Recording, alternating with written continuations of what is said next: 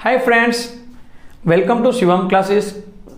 आजना video session में आपणे standard 12 वाणिज्य व्यवस्था सब्जेक्टनी अंदर चैप्टर नंबर 2 संचालनना सिद्धांतो एनी अंदर आपणे बीजा नंबरनो प्रश्न शरू करवा जई रह्या छीए। लास्ट सेशन में आपणे क्वेश्चन समझ्या था कि संचालनना सिद्धांतोनो अर्थ आपी तेनुं स्वरूप एटले के लक्षणों जणावो। तो आजनो क्वेश्चन कयो छे ए आपणे जोईए।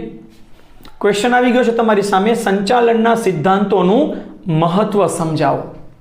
હવે સંચાલનના સિદ્ધાંતોનું મહત્વ એવો ક્વેશ્ચન કહે છે। તો ફરી પાછું આપણે પહેલા અર્થ વિશે સમજૂતી આપી દો। આપણે પહેલા લેક્ચરમાં શીખ્યા તે મુજબ કે ભાઈ સંચાલનના સિદ્ધાંતોનો અર્થ શું છે કે ભાઈ ધંધાકીય એકમમાં માનવ વર્તણૂકને સાનુકૂળ બનાવવા માટે કંઈક નિયમો ઘડવા પડે છે, કંઈક સિદ્ધાંતો બનાવવા પડે છે, જેથી ધંધાકીય એકમની ધ્યેય સિદ્ધિનું કાર્ય સરળ બને। તો આ નિયમો, આ સિદ્ધાંતોને કેવા કહેવાય છે? સંચાલનના સિદ્ધાંતો કહેવાય છે। એના વિશે આપણે વિષયમાં પણ શીખ્યા હતા। નિષ્ણાતો એવું કીધું હતું કે આ સિદ્ધાંતો અંતે તો કેવા છે તો કે ભાઈ માત્ર માર્ગદર્શક સિદ્ધાંતો છે। કેમ તો કે ભાઈ તમારા ધંધાકીય એકમમાં તમારી પરિસ્થિતિ મુજબ આ સિદ્ધાંતો તમારે અપનાવવાના હોય છે। बीजू आ सिद्धांतों केवा छे तो कि भाई निष्णातोए पोताना जीवनमां करेला अनुभवोनो निचोड़ मात्र छे, एवुं आपणे अर्थमां समज्या हता। हवे आपणे आ प्रश्नमां तेनुं महत्व लईए। शुं कहेवा मागे छे जोईए। महत्व पहेलो पॉइंट आवी गयो छे तमारी सामे, संचालकीय कार्यक्षमतामां वधारो। के संचालनना सिद्धांतोनो अमल करीए, तेनो उपयोग करीए तो संचालकोनी कामगीरीनी कार्यक्षमतामां वधारो थाय छे। कई रीते जो कहे छे पॉइंट्स द्वारा जुदी जुदी परिस्थिति में केवी रीते काम करवू तेनुं मार्गदर्शन छे, जेथी एकमनी कार्यक्षमता में सुधारो थाय छे अने धंधाकीय एकम में कर्मचारीओ अने संचालकोनी कार्यक्षमता में वधारो थाय छे।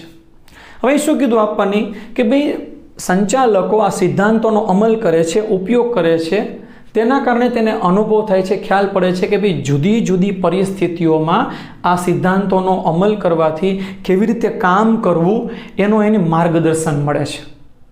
बीजू आ सिद्धांतो अपनाववाथी शुं थाय तो के आपणा धंधाकीय एकमनी तमाम कामगीरीमां सुधारो थाय छे। त्रीजू, धंधाकीय एकममां काम करता संचालको अने तेनी साथे जोडाયેલા कर्मचारीओ बंनेनी कार्यक्षमतामां सुधारो थाय छे। એટલે જ આ પોઈન્ટનું હેડિંગ શું કીધું છે કે સંચાલકીય કાર્યક્ષમતામાં વધારો થાય છે, કારણ કે સિદ્ધાંતો દ્વારા આપણને ચોક્કસ માર્ગદર્શન મળે છે। ત્યારબાદનો બીજો પોઈન્ટ આવે છે સંસાધનોનો ઇષ્ટતમ ઉપયોગ અને અસરકારક વહીવટ। જી હા, આ સંચાલનના સિદ્ધાંતો અપનાવીએ તો આપણા સંસાધનો કયા કયા? તો પહેલા પોઈન્ટમાં આવે છે માનવીય સંસાધન, ભૌતિક સંસાધન। આ સાધન કેવા છે? મર્યાદિત છે। तो आ जे साधनों छे मतलब उत्पादनना साधनों एनो श्रेष्ठ उपयोग करवो होय तो संचालनना सिद्धांतो खास जरूरी छे। हवे के बात करे छे तो कि एनो इष्टतम उपयोग करवानी बात करे छे, सौथी सारामां सारो उपयोग। तो आ इष्टतम एटले शुं तो एनी व्याख्या द्वारा जोईए।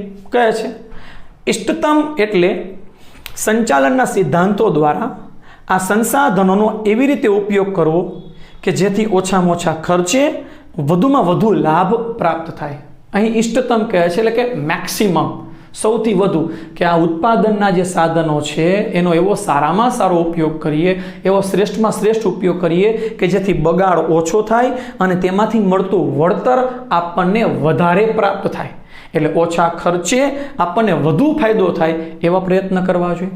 તો આ સિદ્ધાંતો અપનાવવાને કારણે શું થાય છે તો કે આપણે સંચાલકીય નિર્ણયો લેવામાં ઘણી વખત મદદરૂપ બને છે। बीजू ते बगाड़ पण अटकावी शकाय छे। जी हाँ, आपणे धंधाकीय एकममां संचालकोए जे कांई निर्णय लेवा होय ए निर्णय करवामां पण मददरूप थाय छे अने आपणा जे उत्पादनना साधनो छे एने बने तेटला बगाड़ने घटाडी शकाय छे।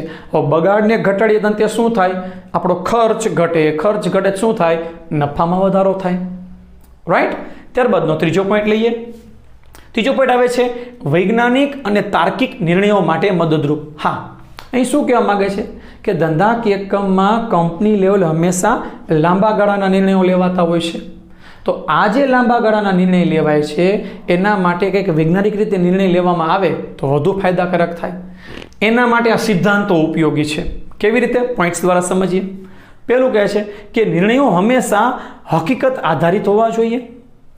હેતુને અનુરૂપ હોવા જોઈએ, ન્યાયિક અને વૈચારિક હોવા જોઈએ. જી હા, તમે સંચાલનના સિદ્ધાંતોના ઉપયોગથી તમારા નિર્ણયો જે છે એ હંમેશા હકીકતને આધારિત હોવા જોઈએ. હા, કોઈ પણ નિર્ણય ધંધાકીય એકમમાં લેવામાં આવે એ આવનારા 1 વર્ષ, 2 વર્ષ, 5 વર્ષ કે વધુ સમય માટે હોય છે. તો આ નિર્ણયો લેતી વખતે જે ખરેખર હકીકતો હોય છે એ બધી ધ્યાનમાં લઈને કામ કરવું જોઈએ. કોઈ અંદાજ લગાડીને, ધારણા લગાડીને કામ થતું નથી. બીજું શું કીધું કે આ આપણા હેતુને અનુરૂપ હોવા જોઈએ. હા, આપણો ધંધાકીય એકમનો જે હેતુ છે, મૂળ ધ્યેય, મૂળ ઉદ્દેશ છે, એવા નિર્ણયો હોવા જોઈએ. એની ઉપરાંતના નિર્ણય હોવા જોઈએ નહીં. ત્યારબાદ કહે છે તે વાસ્તવિકતા પૂર્ણ હોવા જોઈએ. કેમ? તો કે આ નિર્ણયો આપણને ચાવીરૂપ ભૂમિકા ભજવે છે. જી હા, આ જે નિર્ણય તમે લ્યો છો એ ધંધાકીય એકમમાં તમારી હકીકતો, વાસ્તવિકતાને આધીન હોવા જોઈએ. અને આ જે નિર્ણયો લેવામાં સંચાલનના સિદ્ધાંતો શું કરે છે? એક પ્રકારની મહત્વની ચાવીરૂપ ભૂમિકા ભજવે છે. હા, આ નિર્ણયો પણ કેવી રીતે લેવા જોઈએ? તો કે પક્ષપાત કે પૂર્વગ્રહ વગરના હોવા જોઈએ. જી હા, જ્યારે પણ તમે ધંધાકીય એકમમાં કોઈ નિર્ણય લેવા માંગો છો તો કોઈ પ્રકારનો પક્ષપાત વગર ધંધાના ફાયદાને અનુરૂપ જ નિર્ણય લેવા જોઈએ. કોઈ પ્રકારની પહેલેથી ધારણા, કોઈ પૂર્વાગ્રહ કરીને નિર્ણય લેવા જોઈએ નહીં. તો એમાં કોણ મદદરૂપ થાય છે? તો કે એમાં આપણને સંચાલનના સિદ્ધાંતો મદદરૂપ થાય છે. ત્યારબાદ લઈએ ચોથો પોઈન્ટ આવે છે બદલાતા જતા પર્યાવરણને પહોંચી વળવા. જી હા, આજના વૈશ્વિક સમયમાં, આધુનિક સમયમાં તમે જુઓ ને તો સમયે સમયે ધંધાકીય ક્ષેત્રે, ઉદ્યોગ ક્ષેત્રે, દેશના અર્થતંત્રમાં મોટા પરિવર્તનો જોવા મળે છે.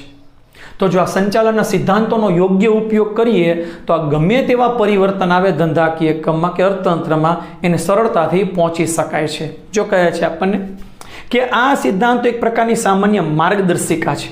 શેની? તો કે બદલાતા જતા ધંધાકીય પર્યાવરણને પહોંચી વળવા માટેની છે. જી હા, આપણા જે ધંધામાં રોકાયેલા છીએ એમાં જે તે પરિવર્તન આવતા જાય, જે આધુનિકતા આવતી જાય, જે ફેરફાર થતા જાય, એને અનુરૂપ તમને યોગ્ય બનાવવા માટે આ સિદ્ધાંતો તમને માર્ગદર્શન આપે છે. ત્યારબાદનો પોઈન્ટ આવે છે સામાજિક જવાબદારી અદા કરવી. જી હા, સંચાલનના સિદ્ધાંતોનો ધંધાકીય એકમમાં ઉપયોગ કરવાથી ફાયદો શું મળે છે અને મહત્વ શું છે? તો કે આપણી સામાજિક જવાબદારી, સોશિયલ રિસ્પોન્સિબિલિટી, આપણી ફરજ બજાવવામાં આપણને મદદરૂપ થાય. તો ભાઈ આ શું? તો કે આપણી સમાજ પ્રત્યેની જવાબદારી એટલે સામાજિક જવાબદારી. કઈ રીતે? જોઈએ. ધંધો એ સમાજનું અવિભાજ્ય અંગ છે. નફો એ ધંધાનો ધ્યેય છે, પરંતુ એકમાત્ર ધ્યેય નથી. ધંધાનો વિકાસ થાય તો સમાજનો વિકાસ થાય છે. જો અહીં પોઈન્ટ્સમાં આપણને શું કીધું છે કે ધંધો એ સમાજનું એક અંગ છે. આ સમાજ છે તો ધંધો છે, ધંધો છે તો સમાજ છે એવું નથી. કારણ કે આપણી તમામ પ્રકારની પ્રવૃત્તિ સમાજમાં રહીને થાય છે. એટલે આપણો ધંધાકીય પ્રવૃત્તિ સમાજનો એક અંગ કહી શકીએ. હા, આપણા ધંધાનો એક ઉદ્દેશ છે નફો કમાવવો, વધુ નફો કમાવીએ, સારામાં સારો નફો કમાવીએ, પણ એ એકમાત્ર ઉદ્દેશ નથી. કારણ કે આપણે જેની પાસેથી આવક મેળવીએ છીએ, આપણા ગ્રાહકો છે અથવા ધંધા સાથે જોડાયેલા જેટલા ત્રાહિત પક્ષકારો છે, એની સાથે આપણી સામાજિક જવાબદારી જોડાયેલી છે. તો એની પ્રત્યે આપણી ફરજ છે.